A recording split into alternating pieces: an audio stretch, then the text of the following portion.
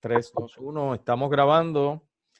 Saludamos no solamente a los hermanos de Puerto Rico, también a los hermanos de Venezuela, ¿verdad? Hoy lo que vamos a hacer es lo siguiente. Hoy vamos a tener el tema del Éxodo, Y lo vamos a hacer con un acercamiento distinto. ¿Cómo vamos a acercarnos a este tema del Éxodo? Miren, yo tengo un documental que por razones técnicas ha sido dividido en partes. Y vamos a ver este documental, es de un realizador judío de apellido Yakovovich, y él ha hecho una investigación de 10 años y la ha plasmado obviamente en un documental. Vamos a ver estas partes de este documental que tratan acerca de una investigación que él hizo sobre el evento del Éxodo, ¿verdad? Y recuerden, esta investigación él la hace desde la perspectiva de un judío, ¿verdad? Y probablemente si han leído algo acerca del Éxodo, una de las cosas que vamos a enfatizar es que el Éxodo es uno de los eventos, si no el evento fundador de la fe judía, y por eso cobra una serie de importancia, una importancia trascendental en la fe judía, y a su vez esta va a transcurrir a través de la historia de la salvación para el cristianismo también. La importancia del Éxodo es fundamental. En América Latina, dentro de la Iglesia Católica se ha desarrollado la teología de la liberación. Es una teología que parte, en cierto modo, de la experiencia del Éxodo y de la visión de un Dios liberador para resaltar o enfatizar la importancia del evento del Éxodo en la vida del pueblo judío y en la vida del siglo pasado de varias naciones latinoamericanas, desde la perspectiva ya en Latinoamérica de la cristiandad, desde la práctica particularmente católica de la cristiandad.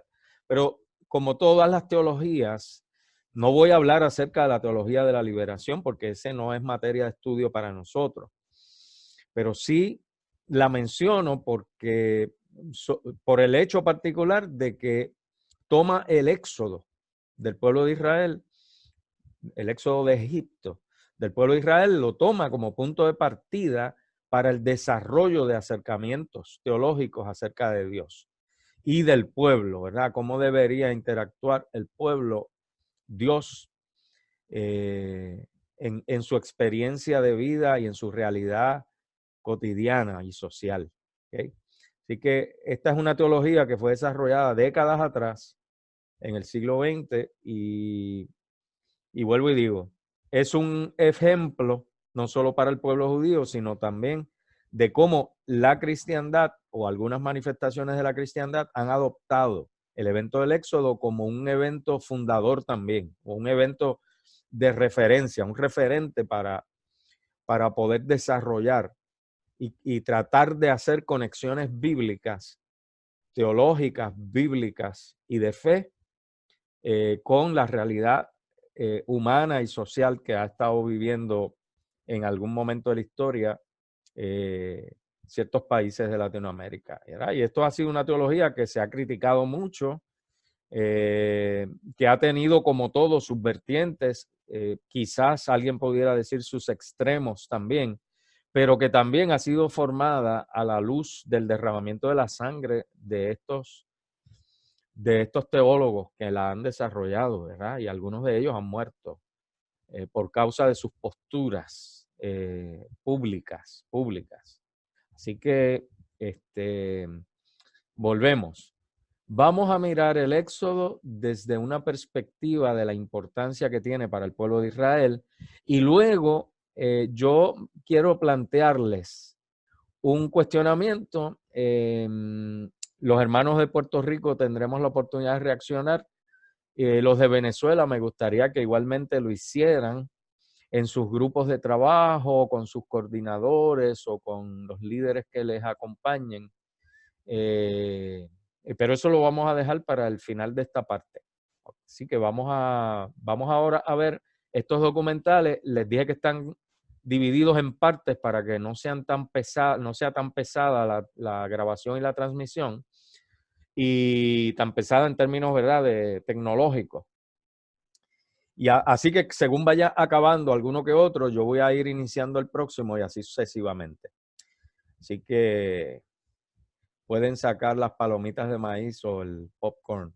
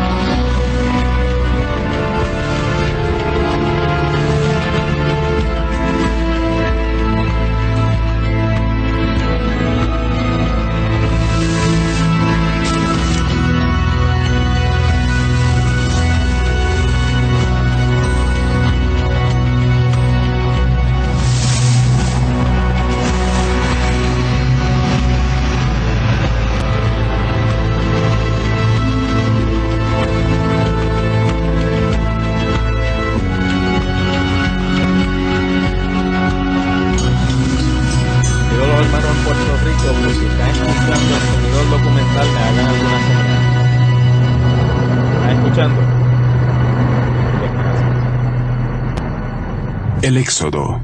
Durante miles de años, la epopeya bíblica ha captado la imaginación pública. Pero, ¿sucedió realmente? Cuando se trata del Éxodo, no hay evidencias de que haya ocurrido y muchas de que no sucedió, así que lo inventaron.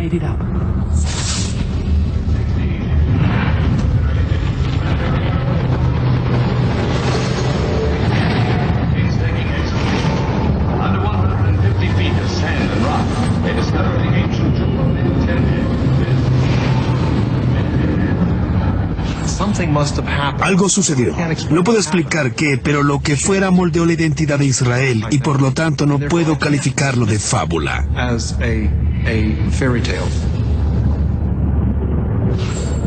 En el Valle de los Reyes, donde 60 faraones egipcios fueron enterrados con un esplendor sin parangón en el resto del mundo, los arqueólogos... ¿Qué debemos desenterrar para demostrar el Éxodo?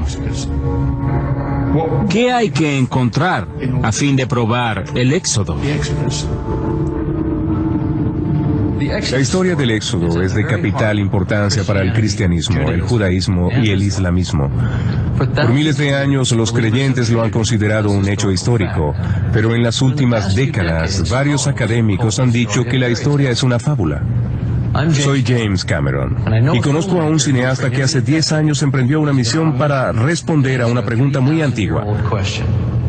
¿El Éxodo fue realidad o ficción? Su nombre es Zinka Jakobovich y ganó 2 premios Emmy en el periodismo investigativo. Él alega que los académicos descartan evidencias arqueológicas que están a simple vista. Más aún, parece haber encontrado los artefactos al reunir piezas por mucho tiempo olvidadas del gran misterio arqueológico.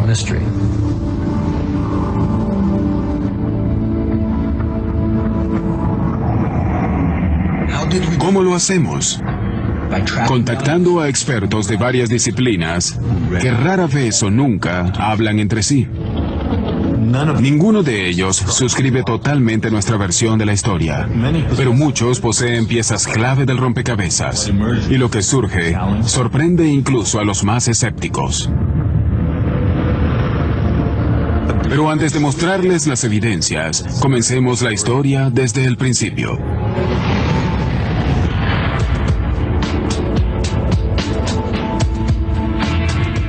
La epopeya bíblica empieza cuando el patriarca hebreo Jacob escapa de la sequía en Canaán, el actual Israel, y se dirige hacia la tierra de la abundancia, la tierra de las pirámides, el antiguo Egipto.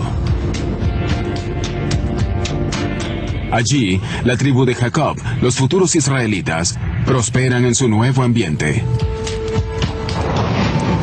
De hecho, el hijo de Jacob, José, se volvió tan poderoso como los gobernantes de Egipto, los faraones.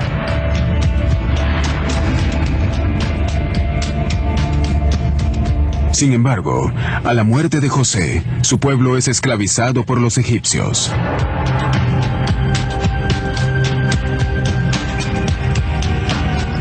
Más de un siglo después, los egipcios temen una revuelta e instituyen la medida de ahogar a todos los primogénitos hebreos.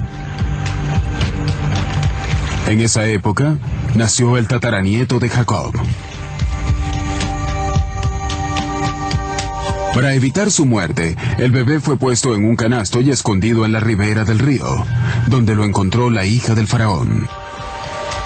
La princesa lo adoptó y le dio el nombre de Moisés. Al crecer, Moisés se alió a sus hermanos oprimidos y huyó al desierto.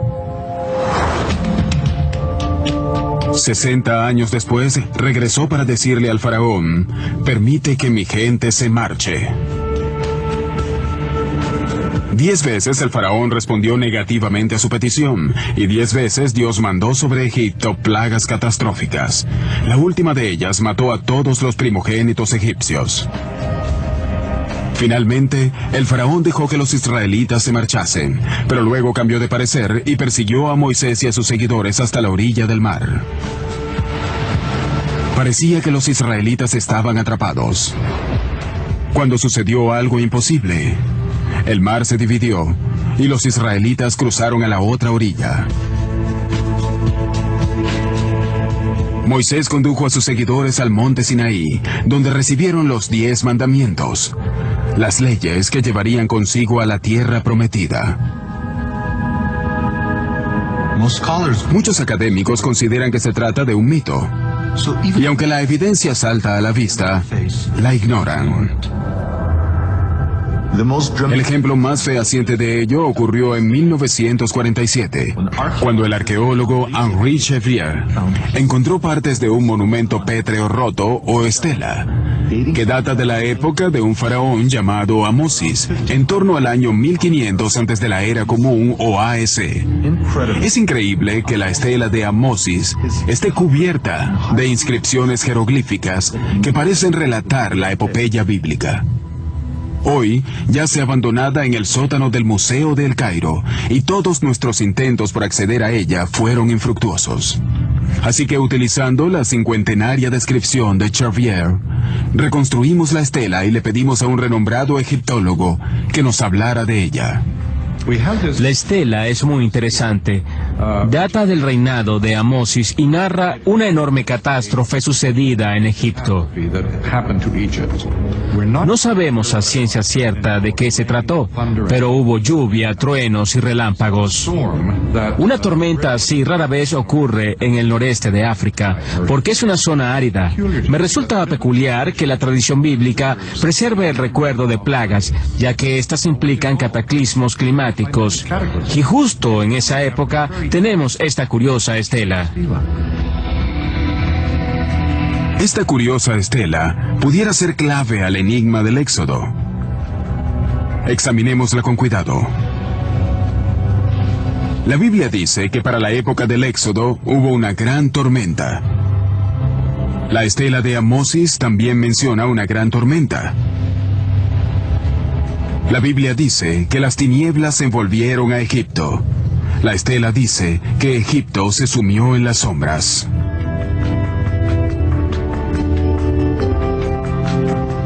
La estela luego habla de algo muy peculiar.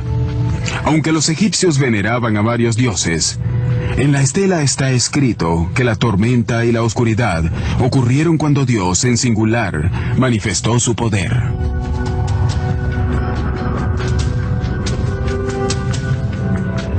La Biblia describe al faraón, pero no lo nombra. Gracias a esta estela, ahora sabemos su nombre: Amosis. Y ahora que sabemos quién es, quizás sea hora de... Estamos en el Museo del Cairo, donde se conservan algunas de las momias más famosas halladas hasta ahora. Vinimos acá en busca del faraón Amosis, el hombre que, en nuestra opinión, era el faraón en la época del Éxodo. ¿Vas a usar el flash?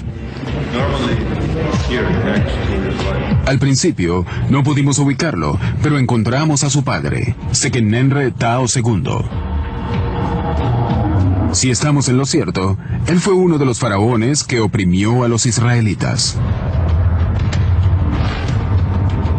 Según varios estudios, su cráneo fue destruido por hachas enemigas.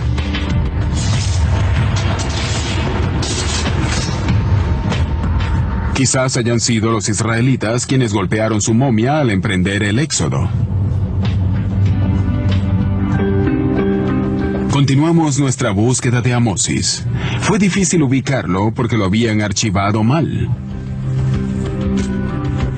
Pero sí localizamos a dos de sus esposas bajo algunos escombros en uno de los talleres del museo. Hola, ¿podemos descubrir a la esposa de Amosis? No se puede mover sin autorización.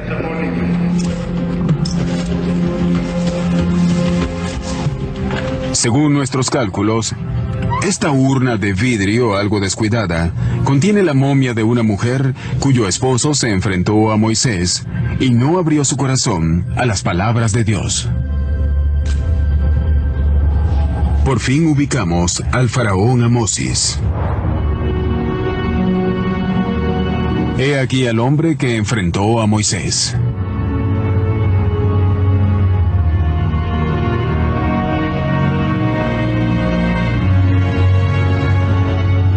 ¿Acaso el padre de Amosis recordó al príncipe israelita a cuyo lado creció? Y cuando le dio a su hijo su nombre egipcio Amosis, la luna ha nacido, ¿escogió el nombre por el juego de palabras? En hebreo, Amosis significa el hermano de Moisés. La historia recuerda al faraón Amosis por haber expulsado a unos invasores de Egipto, en torno al año 1500 a.C. En esa época, Egipto era gobernada por un pueblo llamado los Hicsos. Hasta hace poco no se sabía casi nada de ellos. Luego, a finales de los años 60, fue descubierta su antigua capital, Avaris, al norte de El Cairo.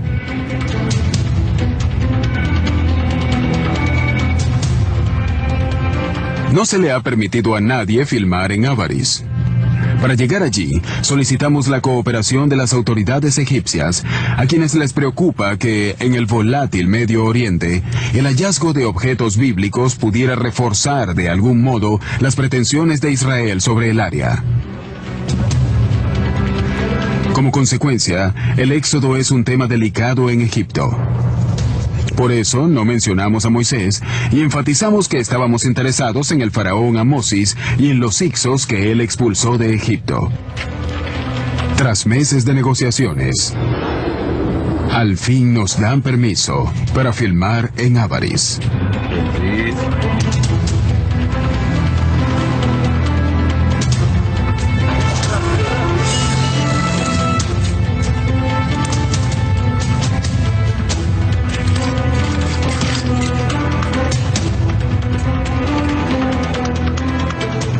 Esta es Avaris, una ciudad amurallada y dominada por palacios. Hace 3.500 años, la rodeaban los ramales del Nilo. Avaris fue descubierta por el profesor Manfred Wittag, de la Universidad de Viena. Aunque en la actualidad pueden verse solo algunas hectáreas, parece que en tiempos remotos Avaris dominaba toda el área.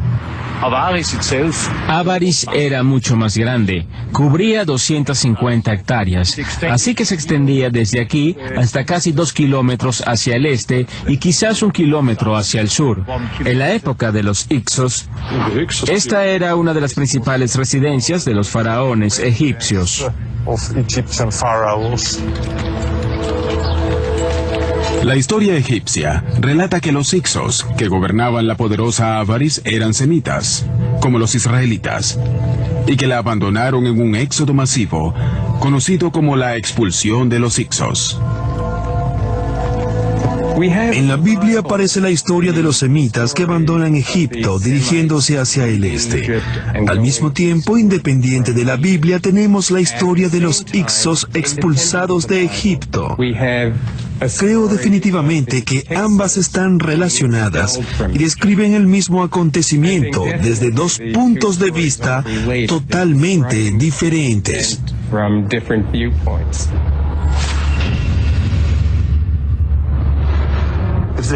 Si la expulsión de los Hyksos y el éxodo bíblico son en realidad un solo acontecimiento, quizás podamos encontrar la tan buscada prueba del éxodo bíblico en la época de los Hyksos.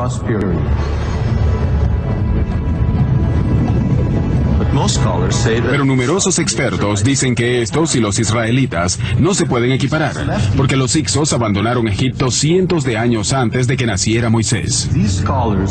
También dicen que no se puede alterar la cronología del antiguo Egipto. Se puede jugar con las fechas egipcias, adelantarlas 10 años o quizás retrocederlas, pero no puede sumarles ni restarles 50 o 100 años. No es posible y sin embargo muchas personas lo hacen en un intento por ajustar la cronología a su noción predeterminada de la historia bíblica. Pero quizás debamos hacerlo, porque ¿qué pasaría si se hubiese ubicado el éxodo en la época equivocada? Imaginen la confusión si en el futuro los estudiosos ubican la Segunda Guerra Mundial en los años 90. No tendrían ninguna evidencia de que haya sucedido. Muchos estudiosos ubican el éxodo en el año 1270 a.C., durante el reinado del faraón Ramsés II. Pero otros disienten de ese consenso. La información de la Biblia nos permite ubicar el éxodo casi 480 años antes del reinado de Salomón a mediados del siglo XV a.C. Los cálculos del profesor Vinson trasladan al éxodo de su fecha actual, 1270 a.C., al año 1470 a.C., a menos de 100 años de la fecha tradicional de la expulsión de los Hyksos. Demasiado cerca como para calificarlo de mera coincidencia. Así que, en efecto, tenemos una nueva fecha para el éxodo, en torno a 1500 a.C. De los Hyksos y de la expulsión de los Hyksos es de lo que hablamos cuando nos referimos al éxodo. Ahora bien, nuestra nueva fecha del éxodo es 1500 a.C. Y sabemos por la Biblia que los israelitas llegaron a Egipto casi 200 años antes de su éxodo. En hebreo original, la Biblia llama a los israelitas el pueblo de Dios, o Amo Israel.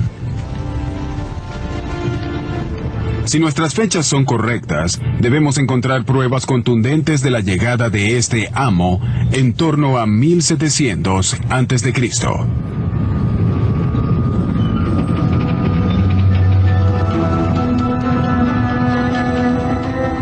400 kilómetros al sur de Avaris está la tumba de Beni Hassán, que data de 1700 a.C. Como nadie había buscado evidencias del éxodo en este período, nunca se relacionó con la historia bíblica. Y sin embargo, contiene un mural muy bien conservado que ilustra una antigua migración hacia Egipto desde el área del actual Israel.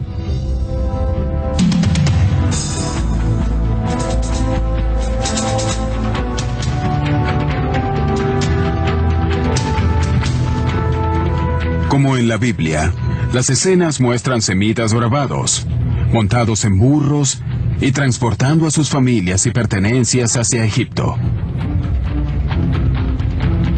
Como los israelitas bíblicos usan túnicas multicolores. Los jeroglíficos en este muro llaman a estas personas Amo, el pueblo de Dios. Buscando en el lugar correcto y en la época correcta, somos los primeros en reconocer esta instantánea real de la migración de los israelitas bíblicos hacia Egipto. La Biblia relata que, para la época de su llegada, un israelita ascendió a las más altas esferas del poder egipcio. Se llamaba José, hijo de Jacob. Y fue tan poderoso que usaba en su dedo el sello de la autoridad real. Descubrir el sello de José en Avaris probaría que los israelitas llegaron aquí justo en la época que indica nuestra secuencia cronológica. Pero sería como encontrar una aguja en un pajar arqueológico de 3.700 años de antigüedad.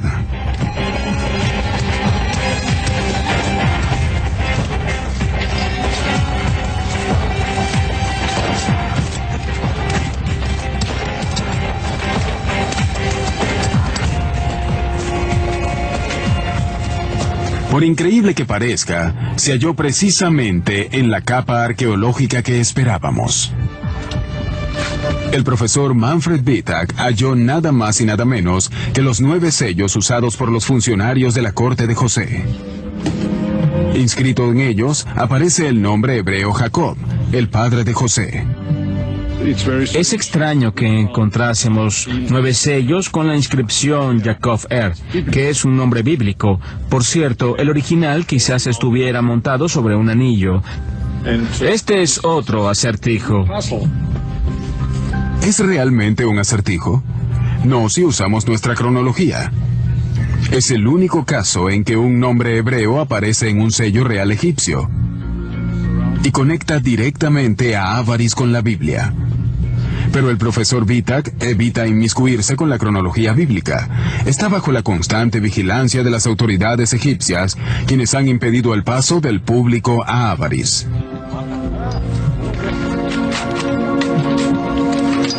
Supuestamente por razones de conservación, el profesor Wittak es obligado a cubrir su excavación cada año. La zona es arada y cultivada por agricultores locales. Nadie sospecharía que bajo estos sembradíos yace un tesoro arqueológico que prueba el éxodo bíblico.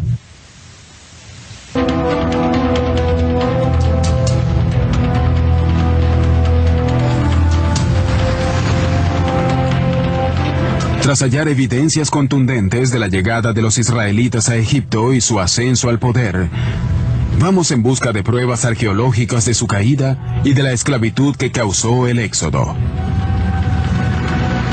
Para ello, viajamos a un lugar llamado Serabit el Hadem, 400 kilómetros al sur del delta del Nilo, en el desierto del Sinaí.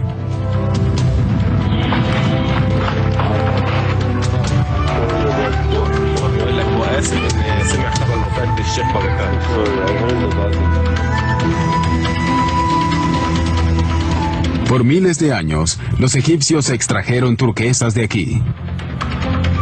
A menudo utilizaron esclavos.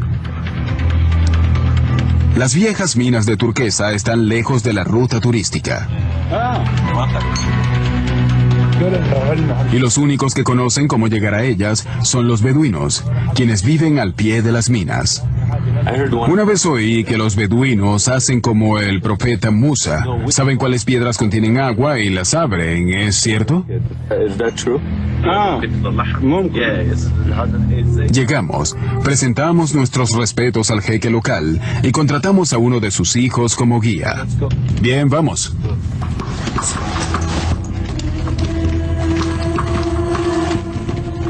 Supimos de este lugar por viejos relatos de publicaciones poco conocidas. Vinimos acá a encontrar evidencias de los esclavos que Moisés guió a la libertad.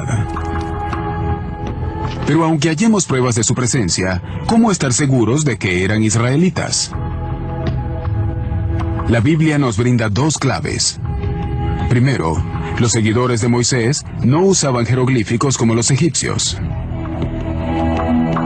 Por el contrario, la tradición bíblica señala que usaban una forma primitiva de escritura alfabética. Además, los israelitas no adoraban a los dioses egipcios, sino a un solo Dios, a quien la Biblia llamaba Él.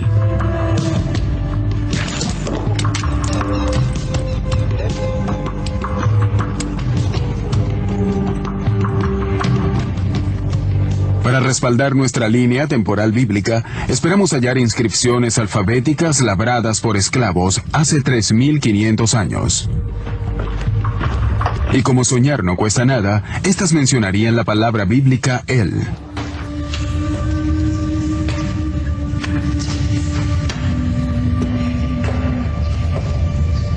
En efecto, hay inscripciones de esclavos acá, y una de ellas es una súplica de hace 3500 años.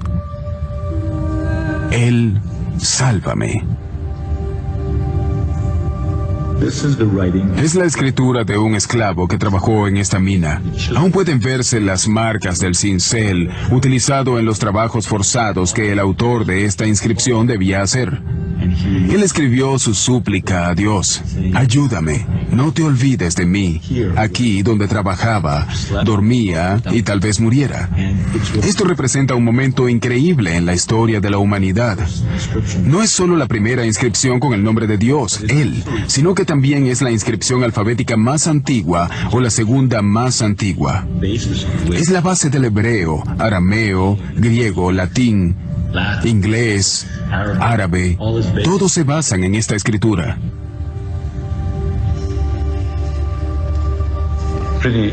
Es casi increíble que luego de todos estos años estemos aquí para filmar la súplica de este hombre.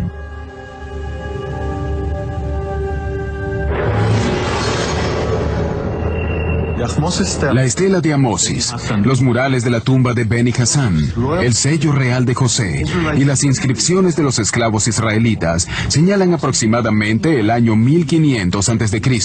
como la época de Moisés y el Éxodo. Si la fecha es correcta, entonces hay algo más que debemos incluir. En torno a 1500 a.C., los pueblos del Mediterráneo sufrieron uno de los peores cataclismos de la historia: la erupción del volcán Santorini en lo que es la actual Grecia. Dicha erupción pudiera ser otra clave crucial para descifrar el éxodo bíblico. Esta es la isla de Santorini, ubicada en el Mediterráneo a 700 kilómetros de la costa egipcia. Literalmente es la boca de un volcán. Hace 3500 años, Santorini fue destruida por una de las peores erupciones volcánicas de la historia. Al hacer erupción, el volcán puso fin a la civilización minoica que florecía aquí. Produjo una nube de cenizas que medía 40 kilómetros de alto y 200 kilómetros de diámetro. El sonido de la erupción circundó la Tierra 10 o 12 veces. Poniéndolo en perspectiva, una erupción como la de Santorini sería miles de cientos de veces más potente, más explosiva que la bomba atómica lanzada sobre Hiroshima. La fuerza de la erupción fue tan inmensa que provocó grandes explosiones, las cuales producirían esos crack, crack, crack, que se oirían a cientos de kilómetros de distancia. Hubo sismos de magnitud 3, 4, quizás 5 o más. Todo sucedió muy rápidamente. Estoy segura de que la gente que vivía allí pensó que era el fin del mundo.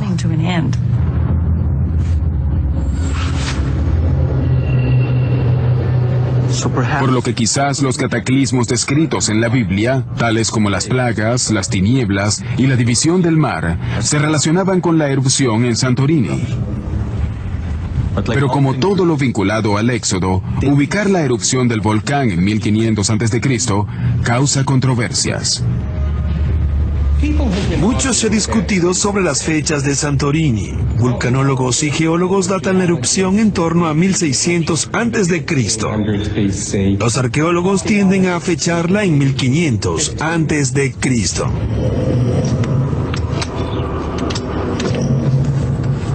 Por su excavación en Avaris, el profesor Vitak no duda en fechar la erupción de Santorini en la época exacta en que ubicamos el Éxodo. Aquí hallamos piedra pómez volcánica de la erupción de Santorini. Desde el punto de vista arqueológico, es muy probable que dicha erupción ocurriera a principios de la 18ª dinastía, en torno a 1500 a.C.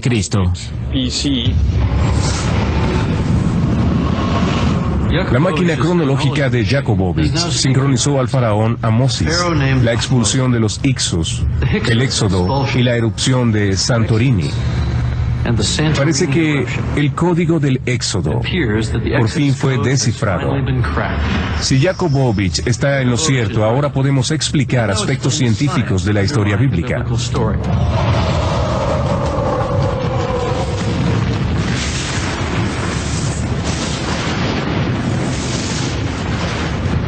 Incluso se podrá aclarar qué causó el mayor milagro de todos. En 1984 en el lago de Monum y en 1986 en el lago Níos, ambos en Camerún, sus aguas claras de pronto se tiñeron de rojo sangre. El misterio se resolvió cuando el profesor George Klein explicó el fenómeno diciendo que se debía a una fuga de gases subterráneos. Lo que sucedió es que las capas más profundas contenían altas concentraciones de hierro disuelto, y cuando éste subió a la superficie, al escapar los gases, entró en contacto con el oxígeno y formó hidróxido de hierro, esencialmente óxido, lo mismo que sucede con los autos, y ese óxido fue lo que causó el color rojizo o pardo en la superficie del lago. En lo que respecta a las plagas bíblicas, en el delta del Nilo hay numerosos elementos presentes que podrían sugerir una acumulación de gas. Así que podría darse una situación de bolsas de gas atrapado bajo la corteza y terremotos a lo largo de una falla geológica que liberan el gas. Dependiendo del tipo de agua por la cual pasa el gas, esta podría teñirse de rojo.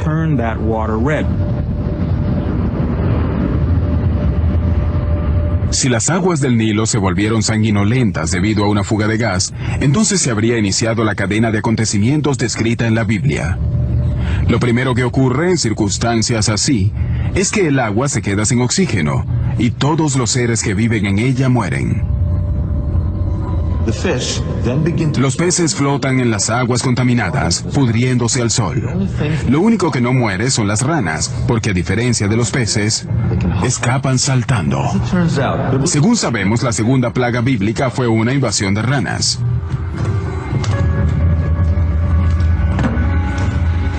La falta de agua causa la aparición de mosquitos, moscas y epidemias entre los humanos y los animales domésticos. No sorprende que la tercera plaga bíblica sea mosquitos, la cuarta moscas y la quinta una epidemia.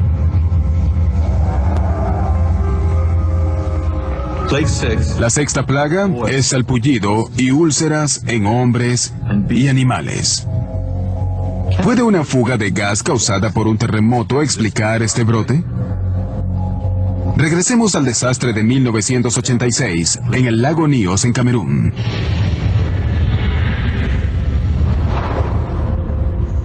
Las personas que vivían en los alrededores del lago presentaron salpullido y úlceras muy raras.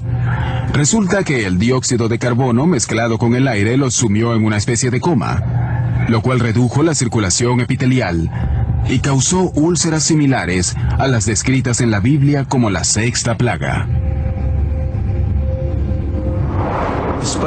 A pesar de las primeras 6 plagas, la Biblia cuenta que el faraón seguía negándose a liberar a los esclavos semitas. Así que Egipto fue asolada por la séptima plaga, el granizo. Un granizo muy extraño, porque era una mezcla de hielo y fuego. Hasta ahora, los rabinos enseñan que la descripción bíblica no es una metáfora. La séptima plaga fue el granizo, pero la Biblia lo describe de una forma singular. Hielo mezclado con aish, fuego. La idea es que el fuego y el hielo se combinaban, coexistían. La Biblia describe a Dios haciendo un milagro dentro de un milagro, tomando cosas de naturaleza contraria y haciéndolos coexistir juntos. Aunque parezca increíble, un papiro egipcio cuenta la misma historia.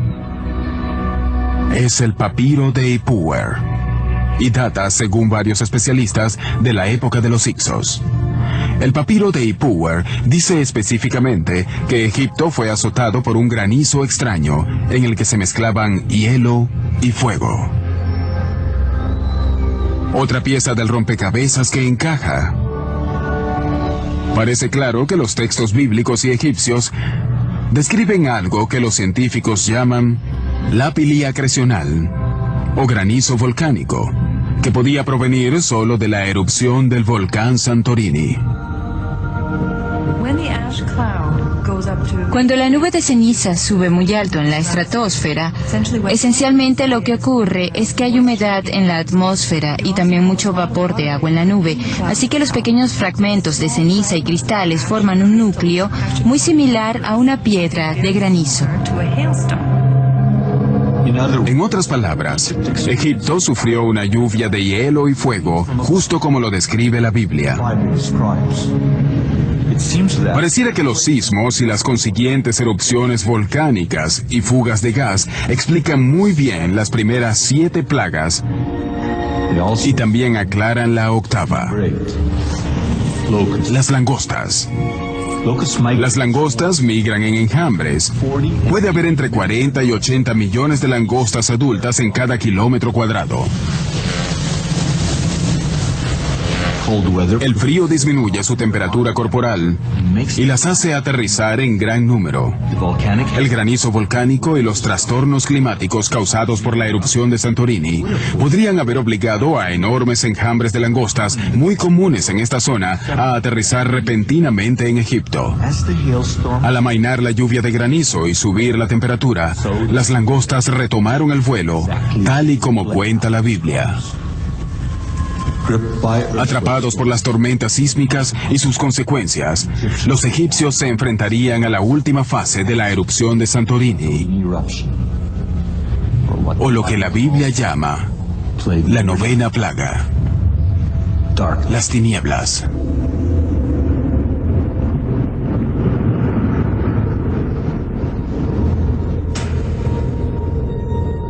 Probablemente ocurrió así.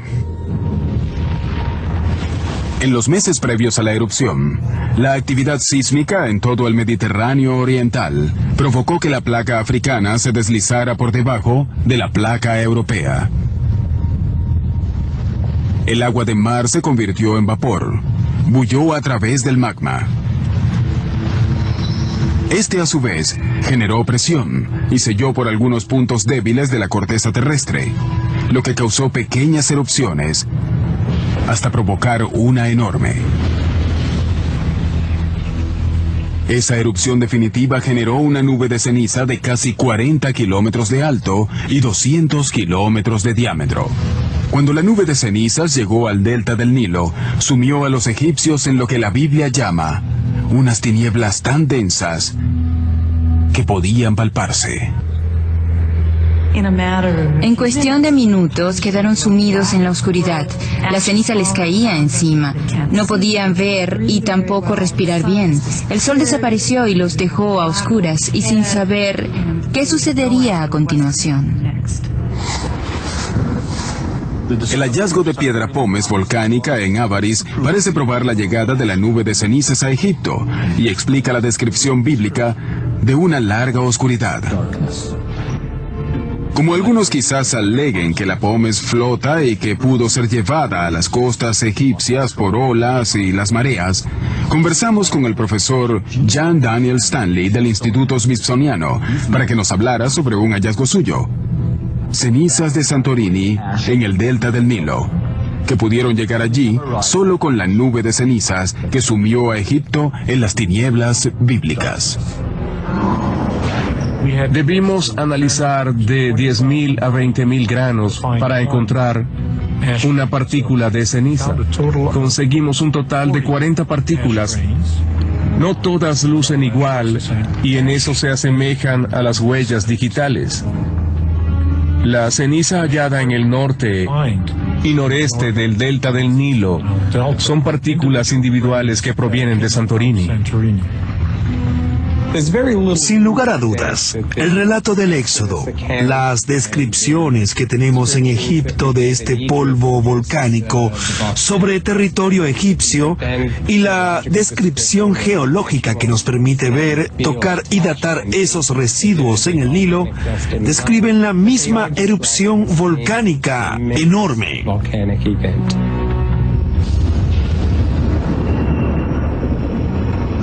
La última plaga ocurrió a medianoche, luego de que Moisés ordenara a los israelitas celebrar lo que pasaría a conocerse como la primera comida de Pascua. Mientras los israelitas realizaban el ritual de la Pascua, los egipcios dormían. Y entonces ocurrió. Todos los primogénitos egipcios murieron. Todas las casas fueron afectadas. Nadie había dado una explicación científica plausible sobre la muerte de los primogénitos. Hasta ahora. Según nuestro planteamiento, en este punto de la secuencia de hechos iniciada casi 6 meses antes, finalmente habría sucedido la fuga de gas que desató la cadena de plagas. El dióxido de carbono se habría filtrado a la superficie, y por ser más pesada que el aire, habría matado a los animales y las personas que dormían antes de disiparse en la atmósfera. En caso de que usted piense que se trata de conjeturas, considere esto. Ocurrió exactamente lo mismo en 1986 en el lago Níos de Camerún. En la fatídica noche del 21 de agosto de 1986, los habitantes de Níos se fueron a dormir. No podían saber que el dióxido de carbono que tiñó de rojo las aguas del lago estaban llegando a un punto crítico. Mientras ellos dormían, la capa superior del lago mantenía el dióxido de carbono comprimido como la tapa de una gaseosa. Pero entonces, la tierra tembló y hubo un derrumbe. Cayeron rocas al lago que alteraron la presión superficial y se liberó el gas. Ese gas subió a la superficie y como un monstruo emergió de las aguas, mientras se formaban gotas en él que convertían el gas invisible en una niebla visible. La niebla se desplazó sobre el lago y por la tierra y sofocó todo a su paso. Y tan repentinamente como apareció, desapareció, disolviéndose en la atmósfera. Al día siguiente, quienes durmieron en las zonas elevadas, despertaron y hallaron a 1.800 personas muertas, así como también a cientos de animales pequeños y ganado. Todo estaba sumido en un silencio de ultratumba. Estaba sentada allí en medio de los muertos, algunos dentro de sus casas. Afuera yacían animales, vacas, perros, todo. En mi familia éramos 56, murieron 53.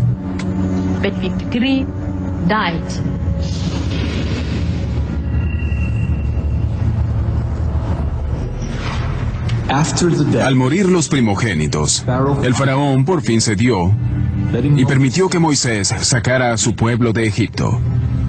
Según la Biblia, lo hizo debido al carácter selectivo de las muertes,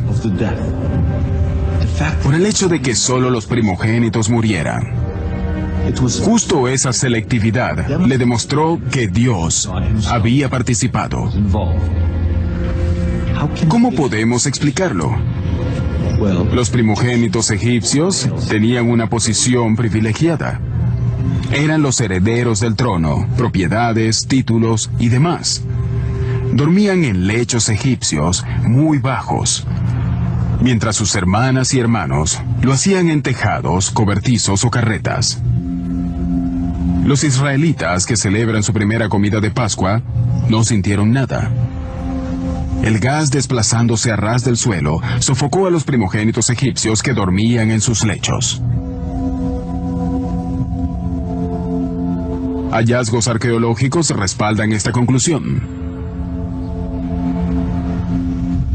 En Avaris, el profesor Manfred Bittak halló fosas comunes anteriores o contemporáneas a nuestra fecha para el Éxodo. Las primeras son ejércitos y niños. Pero para la época del Éxodo, la que encontró tenía solo cadáveres de hombres. Aquí vemos huesos de principios de la 18ª dinastía. Todos pertenecen a víctimas masculinas. Por el tamaño de las tumbas y el número de cadáveres, creemos que las personas murieron en rápida sucesión y fueron arrojadas al hoyo. Algunas yacen sobre el estómago y otras de costado. Algunos hoyos tienen apenas 20 centímetros de profundidad, con un poco de tierra encima.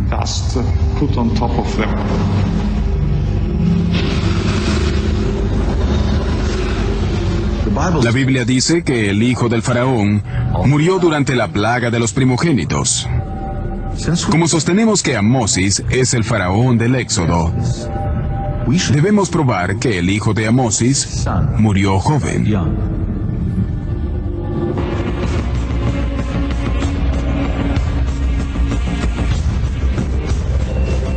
Buscando en el Museo de El Cairo, está allí en el anaquel. Hallamos al hijo de Amosis. El príncipe murió joven, a los 12 años de edad. Por primera vez, conocemos la cara y el nombre de una víctima de las plagas bíblicas.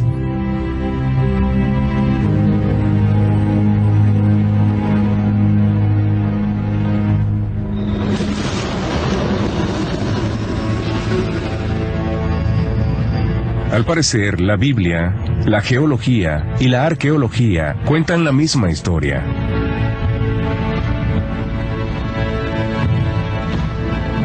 Pero los escépticos, quienes quisieran ver el Éxodo como un mito, pudieran resistirse a la idea de que en verdad sucedió. Porque ello implicaría que Dios, en efecto, existe. Los creyentes, por otra parte, pudieran sentir que estas explicaciones científicas del relato bíblico saca a Dios de la ecuación.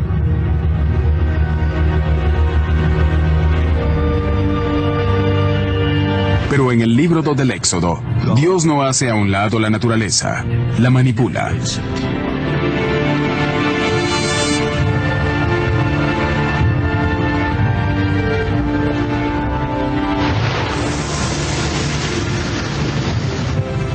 En otras palabras, según la Biblia, debemos ser capaces de comprender la ciencia tras los milagros. Y el mayor milagro fue la división de las aguas. Al morir todos los primogénitos egipcios, el faraón permitió a los israelitas marcharse. Luego cambió de parecer, los persiguió y los acorraló a orillas de un mar que el texto hebreo llama Yam Suf. Y es aquí donde el milagro ocurrió. El mar se retiró, los israelitas cruzaron, y las aguas regresaron para engullir a todo el ejército egipcio, volcar cuadrigas y ahogar a soldados y caballos.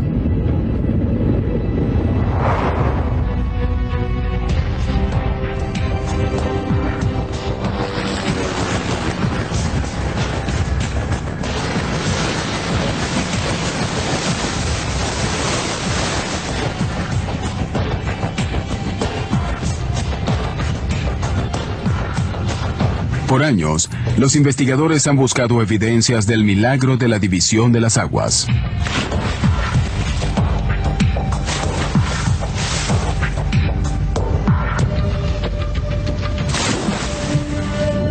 Han realizado expediciones arqueológicas submarinas en busca de cuadrigas, espadas y otras pruebas de un ejército egipcio sumergido. Según una teoría, un gran banco semisuperficial en el Mar Rojo pudo quedar expuesto por poco tiempo durante una tormenta y sirvió de puente para que los israelitas atravesaran.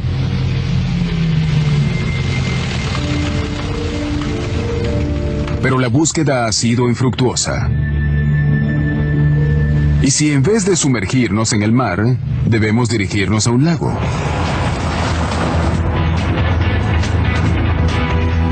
Porque Yam Suf, el nombre hebreo del sitio donde Moisés separó las aguas, fue traducido erróneamente como Mar Rojo, cuando en verdad quiere decir Mar de los Juncos. Y los juncos crecen en agua dulce, no en agua salada. En lagos, no en mares. Había que buscar un lago. Pero ¿a cuál lago se refiere la Biblia cuando describe la división del mar de los juncos? Va por aquí y por acá, formando un 8, ¿entiendes? Usando nuestras fechas para el Éxodo, rastreamos un antiguo artefacto que indica la ubicación precisa de Jan Suf. Y además nos brinda la primera prueba arqueológica de la división de las aguas.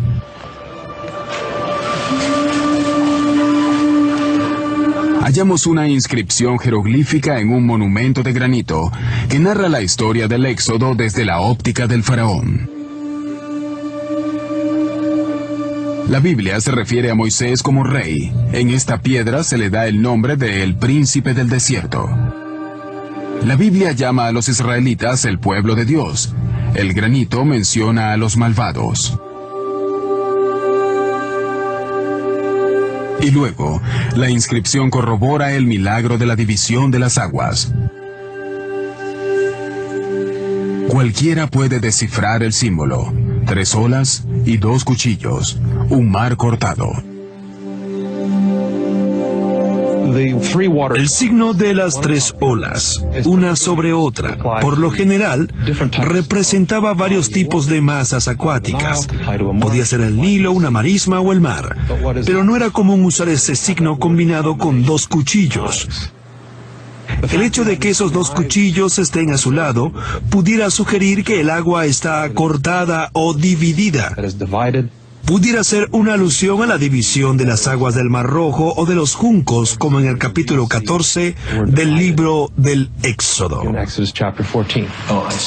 Miren eso. Para estudiarlo mejor, sacamos una impresión del jeroglífico y resulta que el texto egipcio no solo menciona la división de las aguas. En esta parte se ven 2 cuchillos, sino que habla de un sitio específico, cercano a donde esto ocurrió.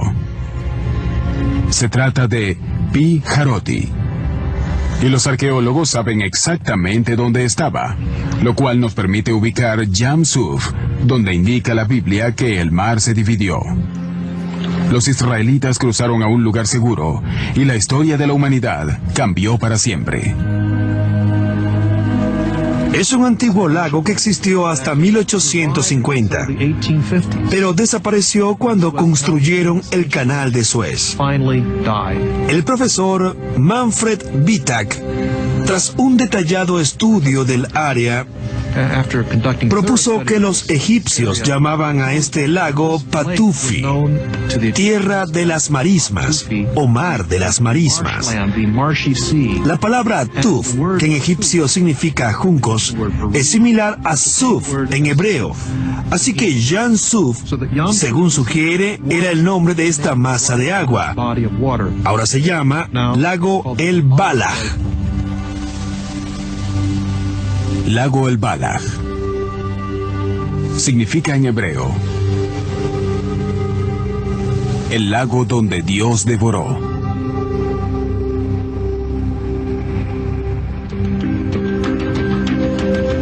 Bajo la constante vigilancia de las autoridades egipcias, viajamos a el lago El Balaj, el sitio exacto donde se supone que ocurrió uno de los mayores milagros bíblicos.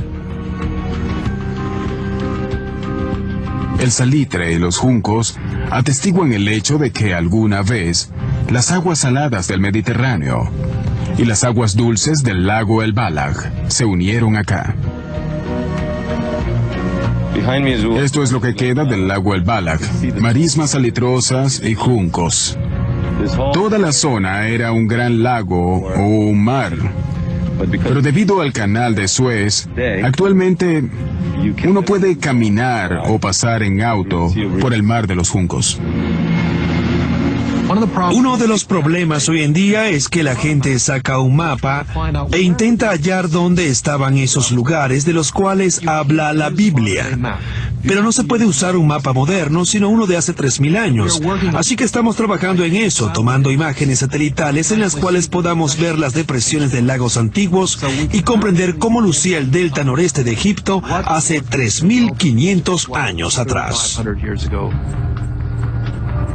Identificar el sitio preciso de Jan Suf nos permitirá explicar el milagro de la división del mar. Esta fotografía satelital muestra que el lago El Balag está cerca del borde del delta del Nilo, donde el cieno se acumula y desprende con regularidad.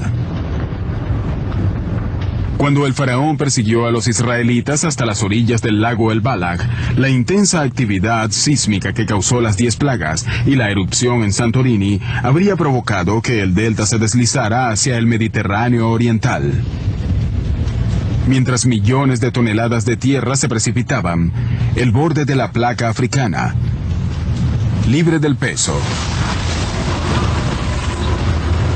debió elevarse a 1 metro o metro y medio. Es decir, el mar se abrió. El agua quizás cayó en cascadas y se escurrió por charcos y hendiduras, lo que dejó partes secas por donde cruzaron los israelitas.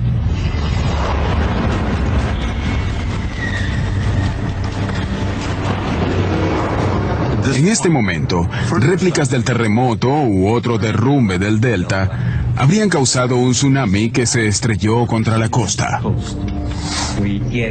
Vimos las consecuencias de un maremoto en Turquía, donde las olas abrieron zanjas 48 kilómetros tierra adentro.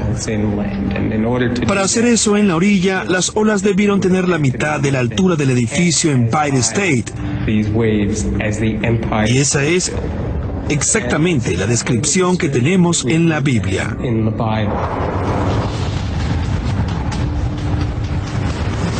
Si el tsunami entró solo 12 kilómetros tierra adentro, pudo llegar a el lago El Balag y ahogar al ejército egipcio.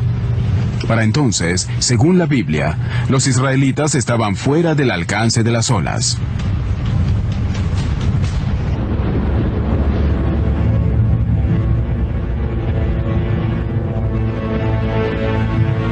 Bueno, por aquí estamos de vuelta. ¿Cuál era la intención original del realizador de este documental? Probarlo. ¿Probar qué? El relato bíblico. El éxodo. El evento. Probar que el evento ocurrió de alguna manera. Correcto. Y él utiliza herramientas científicas para tratar de explicar lo que en el relato bíblico se cataloga como milagros. Las plagas, no, específicamente o especialmente las plagas. ¿Tendrán alguna explicación científica, razonable? Dicho esto, la pregunta aquí es si el que un evento o un hecho, para, ¿verdad?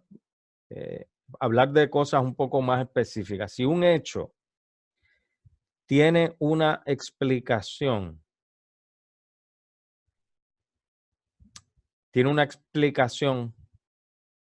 eso lo descualifica o evita entonces que no podamos, el que podamos llamarle que es un milagro. ¿Qué es un milagro? Vamos. Adelante, Edna. Quería comentar que yo como médico diría que el ejemplo que más a mí me impresiona es cuando el cuerpo muerto de Lázaro, que ya huele mal, lo trae de la muerte a la vida. Y entonces, ¿qué explicación científica vamos a tener con eso? Eso no era el tema de la presentación, ¿verdad? Pero ese es bien impresionante, porque pues yo como científica no puedo pensar que después que uno esté en ese grado de de deterioro pueda volver a la vida. O sea, que quería hacer ese comentario. Fíjate un detalle, el texto bíblico dice, en el caso específico de Lázaro, solo quiero comentar esto, que el cuerpo hedía, ¿verdad? O sea, tenía ya mal olor, lo que podría implicar un deterioro físico, ¿verdad? Aunque los cuerpos humanos pueden tener partes necróticas, que significa que están muertas, que hay células muertas ahí, y eso producir hedor, y el individuo, la persona, estar viva, ¿verdad? Lo que provoca evidentemente la necesidad de una amputación en el caso de alguna extremidad o de algún tejido. No es menos cierto que hoy hay investigaciones especial y particularmente neurológicas del cerebro, en donde los propios neurólogos provocan, el propio médico provoca un estado de comatoso, para que el cuerpo baje todas sus defensas, todas sus preocupaciones, si lo podemos decir de alguna manera, todos los focos de tensión, y el cerebro sencillamente se dedique a autorrenovarse, ¿verdad? Autorrenovarse. Ahora bien, dicho todas esas cosas, el caso de la resurrección de Lázaro es un caso más difícil y que con más facilidad pudiéramos calificar como un milagro si la definición nuestra de milagro es algo que no tiene explicación, ¿eh? Igual que la remisión o la desaparición de un cáncer terminal o un cáncer linfático o un cáncer pancreático, que dicen que son, ¿verdad?, de los más agresivos. Pues volvemos. La pregunta inicial era, tenía que ver con cuál es la definición nuestra de un milagro y si esa definición contempla la no explicación de algo, o sea, algo que no tiene explicación. Nosotros, ¿verdad? Quizás la mayoría de nosotros hemos escuchado, y déjenme ahora ver si puedo abrir una pizarrita aquí, lo que es el concepto del tiempo, ¿no es cierto? El tiempo es lo que definiríamos en griego como cronos, ¿no? Que no es otra cosa que los segundos, los minutos, las horas, los días, los años, que nosotros podemos medir de alguna manera. ¿Ok? Y así sucesivamente, entiéndase todo lo que implica esa medición. Ese es el cronos. Pero a lo mejor algunos de ustedes han escuchado el concepto del kairos. El kairos es un momento. Un momento es algo que ocurre en el instante. El kairos, ahora voy a añadirle algo para calificarlo. El kairos de Dios. ¿Okay?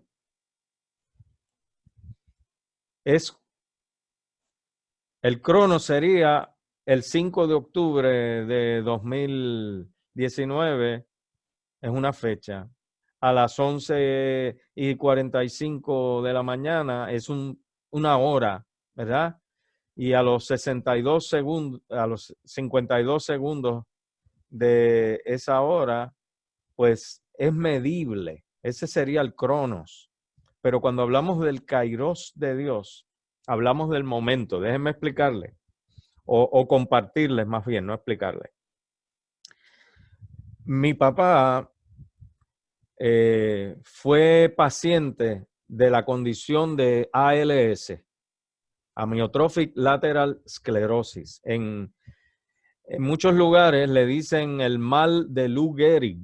Es uno de los más de 100 y pico de distrofias musculares o tipos de distrofia muscular que existe, con la particularidad que lateralmente toda la capacidad de transmitir a través del cordón espinal, ¿verdad? O del sistema nervioso, desde el cuello hacia abajo, es atrofiado. Por eso se llama amyotrophic lateral sclerosis. Es un tipo de esclerosis donde se interrumpen esas señales. Ustedes saben que el cerebro envía señales eléctricas de alguna manera a través de las neuronas y a los músculos, a los ¿cómo se llama? Los nervios que son sensores y a su vez reciben, y hay esa intercomunicación, ese fluido de comunicación, eso se afecta, y cuando eso ocurre, el paciente va progresando en su condición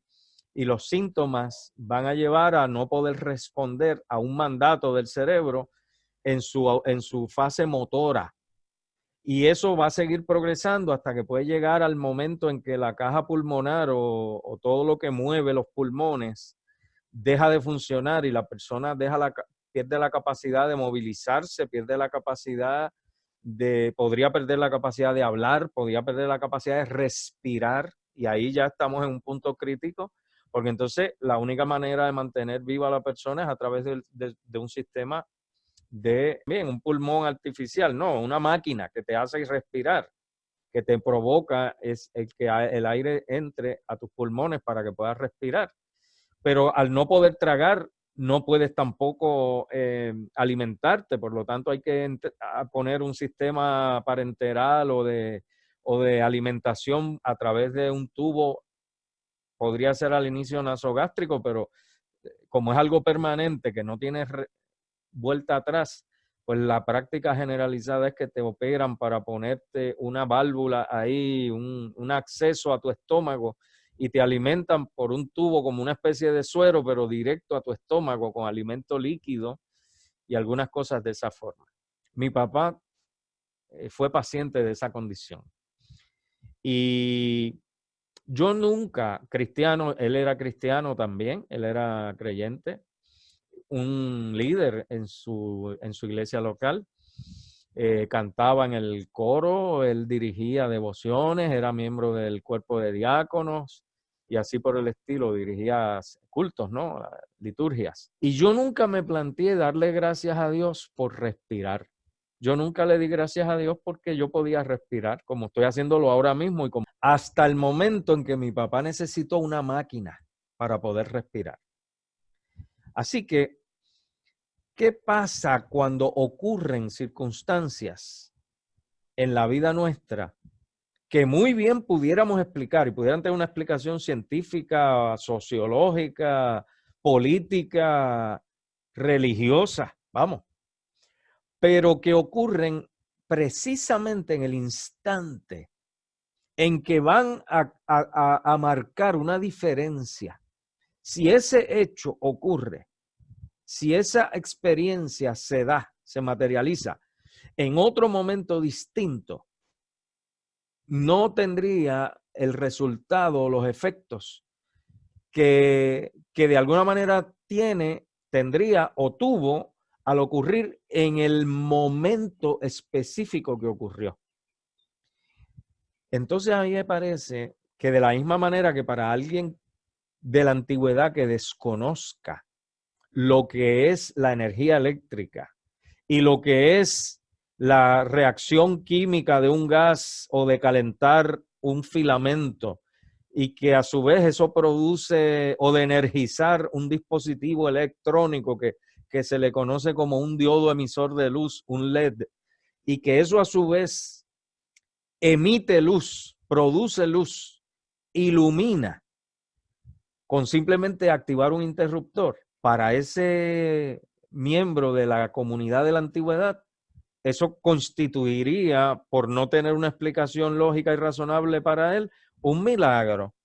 Pero ¿qué pasa si un buen día un volcán explota y genera toda una serie de eventos que son, digamos, promotores, que desencadenan la liberación de un pueblo de la opresión de otro pueblo o del mismo pueblo.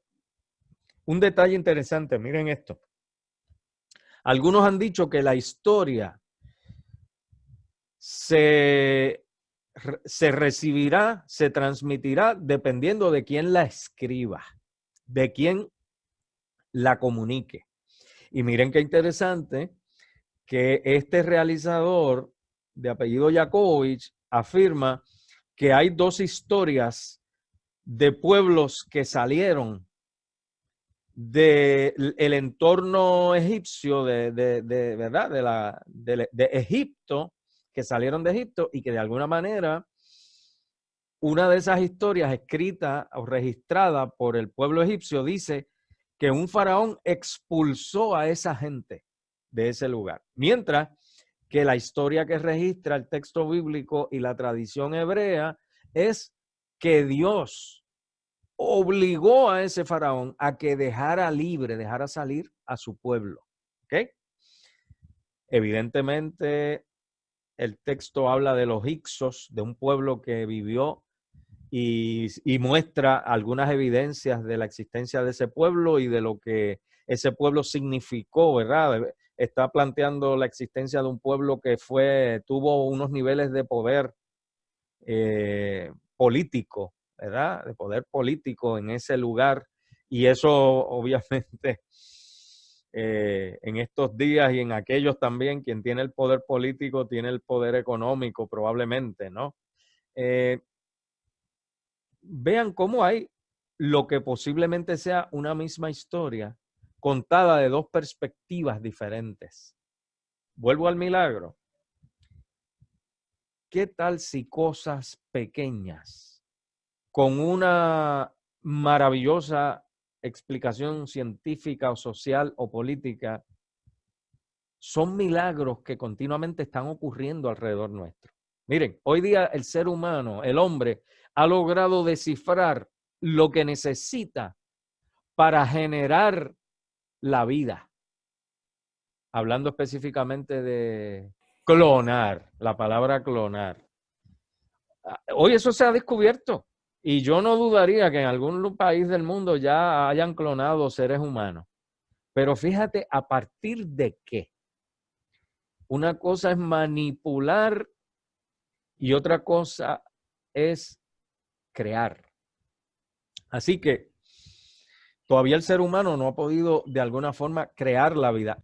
Ahora, si para un antiguo exponerse a la luz eléctrica o alguna tecnología moderna que al internet puede constituir para gente de la antigüedad que desconocía esas tecnologías un milagro, aunque hoy para nosotros eso tenga una explicación, si ocurre en el kairos de Dios, en el momento necesario, pero para que la creación sea bendecida, ¿ustedes no creen que podríamos llamarle milagro a eso también?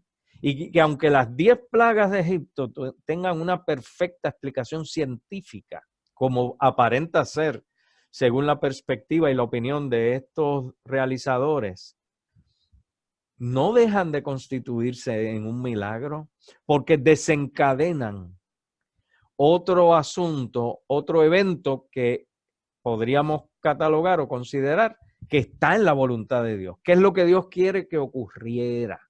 Así que yo sospecho, mis queridos hermanos de Puerto Rico y de Venezuela que me escuchan, que nosotros somos receptores de más milagros de los que nos damos cuenta. Tengamos o no explicaciones para ellos, somos receptores de más milagros de los que nos damos cuenta. Y el caso del Éxodo, en el caso del Éxodo, como afirmé anteriormente, se constituye este evento, esta experiencia, en el evento que funda eventualmente la religión de los judíos, del pueblo de Israel. Se constituye en un evento tan particular, tan significativo, tan emblemático, si pudiéramos usar esa palabra, que da origen a una de las celebraciones más importantes y trascendentales de las cuales el propio Jesús participó en su día y transformó, que es la Pascua. La Pascua judía nace la noche que el pueblo de Dios es liberado, si lo queremos definir desde la perspectiva hebreo-judía o judía cristiana, perdón. Esa noche, esa cena se convierte en lo que después reconoce el pueblo hebreo y la cristiandad como la cena pascual, con la diferencia de que Jesús en su época le dio a sus seguidores y a ese evento un significado nuevo, diferente, un significado particular. Aquellas palabras de que hagan esto en memoria de mí, es que todo lo que iba a pasar con aquel que después se le llamó el Cordero de Dios, que quita el pecado del mundo, era precisamente que el significado original de liberación y justificación un poco, pero más bien liberación del pueblo judío de la opresión en Egipto, Jesús le da un significado nuevo y en este caso es uno de liberación también, ¿no? Pero con un sentido más que físico, espiritual. Así que milagros, hermanos y hermanas, están ocurriendo todos los días delante de nuestros ojos y a veces nosotros los vemos pasar y no los identificamos. Pero siempre somos receptores de la gracia y de la bendición que ese evento, al que llamamos de alguna manera milagro, produce en la vida nuestra. Así que, no sé, posiblemente algunos habían escuchado el concepto antes, pero, o quizás no, pero yo quería traerles esta perspectiva afirmando, número uno, ¿verdad? El significado y la trascendencia del Éxodo como evento fundador de la religión judía y todo lo que de ahí en adelante en las propias Sagradas Escrituras, tanto del Antiguo Testamento como del Nuevo, ese evento tiene, ¿verdad? Cómo va viajando en el tiempo de la historia de la salvación, el evento del Éxodo, hasta llegar al Nuevo Testamento y a la vida de Jesús. Pero segundo, no quería perder de vista que el acercamiento que hacen estos realizadores para probar que un evento ocurrió no es necesariamente algo falso, ¿ok?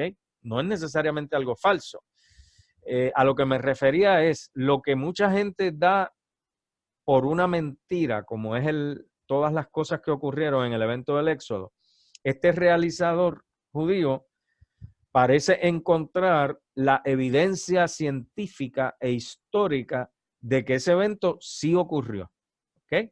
Eso es la perspectiva de la afirmación de un evento que está contenido en el texto bíblico del Antiguo Testamento. El éxodo del pueblo de Israel, la salida de Egipto y de la esclavitud. Ahora, en ese paquete, él trae explicación científica a toda una serie de eventos que tradicionalmente se han considerado como milagros porque la gente no podía explicar esas cosas. Ni siquiera el propio pueblo de Israel, posiblemente ni siquiera Moisés. Ahora esto tiene explicación científica, tiene explicación histórica, arqueológica, con evidencias arqueológicas, pero no deja de ser un milagro.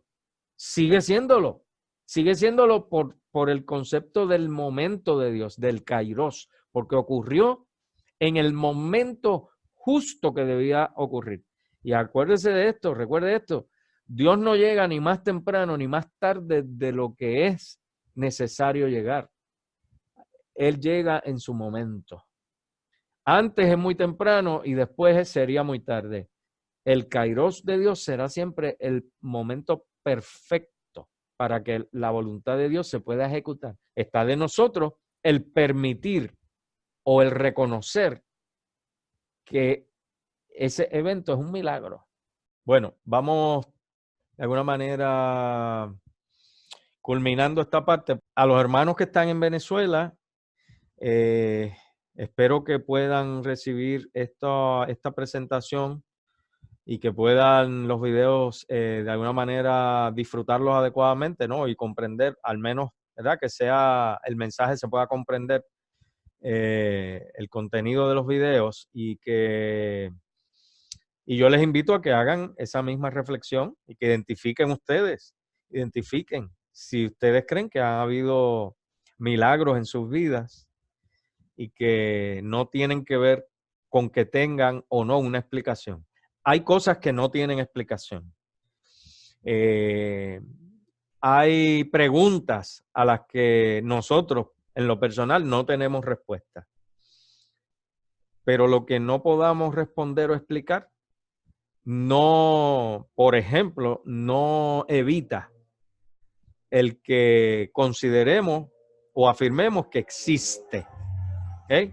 Algunos pensadores y filósofos, tanto cristianos como de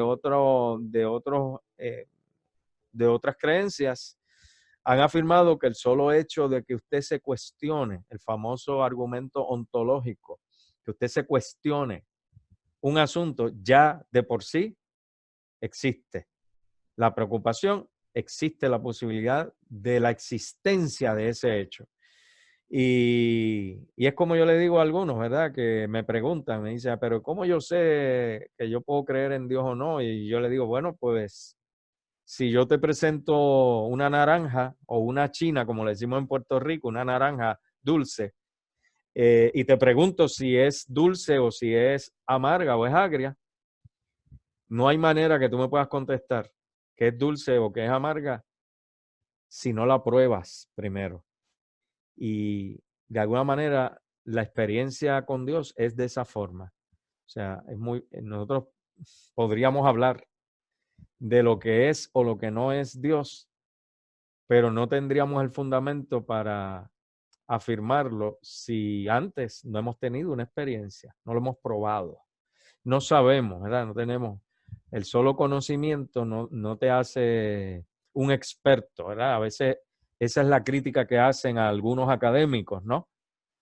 Tú puedes tener un conocimiento infinito de cómo se comportan las personas, los seres humanos, o puedes tener un conocimiento infinito de cuáles son las reglas que dirigen las economías y los mundos financieros e inversores del mundo, pero si nunca siquiera has puesto algo en la bolsa de valores o nunca te has metido físicamente en eso, pues no tienes la experiencia para poder afirmar. Así que tiene que haber una combinación de ambas cosas, A los hermanos en Venezuela les decimos y le pedimos a Dios que los bendiga de manera especial y que continúe adelante. Ya este es, para todos los fines prácticos, la penúltima reunión que tenemos, así que nos queda una reunión adicional. Dios los bendiga y sigan adelante y cumplan con los trabajos,